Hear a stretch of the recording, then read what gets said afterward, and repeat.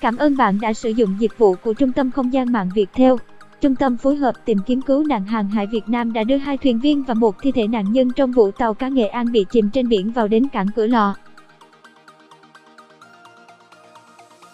Sức khỏe 2 thuyền viên ổn định. Vào 17 giờ 30 phút ngày 30 tháng 6, tàu SA411 của Trung tâm phối hợp tìm kiếm cứu nạn hàng hải Việt Nam đã đưa 2 thuyền viên cùng 1 thi thể nạn nhân cập cảng Cửa Lò, tỉnh Nghệ An để bàn giao cho gia đình. Cảm ơn bạn đã sử dụng dịch vụ của Trung tâm Không gian mạng Viettel. Cảm ơn bạn đã tin tưởng sử dụng dịch vụ của Trung tâm Không gian mạng Viettel. Thuyền viên được kiểm tra sức khỏe trước khi về nhà. Các thuyền viên được cứu sống và được đưa vào bờ là ông Đinh Trọng Dũng, 57 tuổi, và anh Nguyễn Xuân Tuyến, 32 tuổi, cùng trú xã Tiến Thủy, huyện Quỳnh Lưu, tỉnh Nghệ An. Dịch vụ tổng hợp tiếng nói được phát triển bởi Trung tâm Không gian mạng Viettel.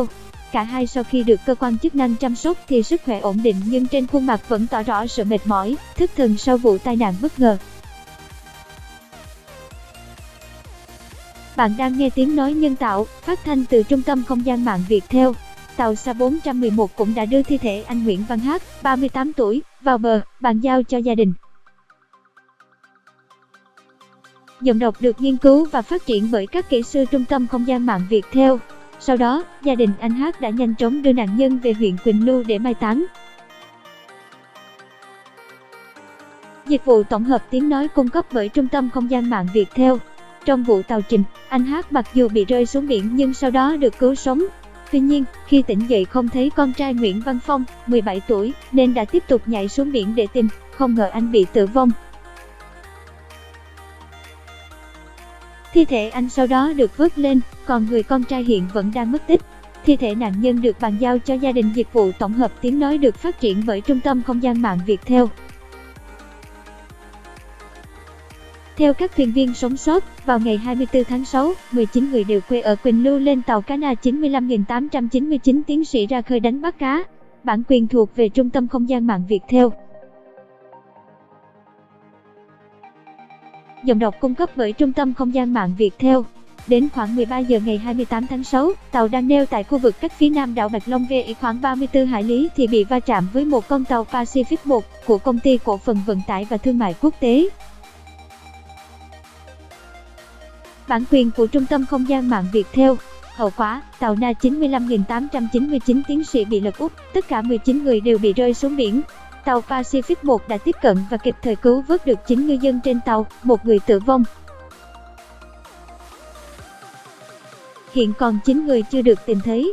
Thợ lặn quay về, người thân đau đớn tin giữ tàu cá chìm khiến 9 người bị mất tích trên biển dội về từ 2 ngày qua khiến người dân xã Tiến Thủy bàng hoàng, đau đớn. Giọng đọc được phát hành bởi Trung tâm Không gian mạng Viettel.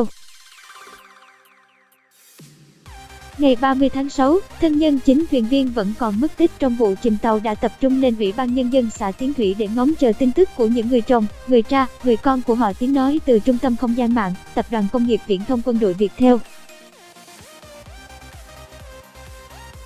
Từ đêm qua, đại diện chủ con tàu hàng Pacific 1 đã có mặt tại xã Tiến Thủy để phối hợp lo hậu sự cho các ngư dân xấu số gặp nạn. Bạn đang nghe giọng đọc phát hành bởi Trung tâm Không gian mạng Viettel.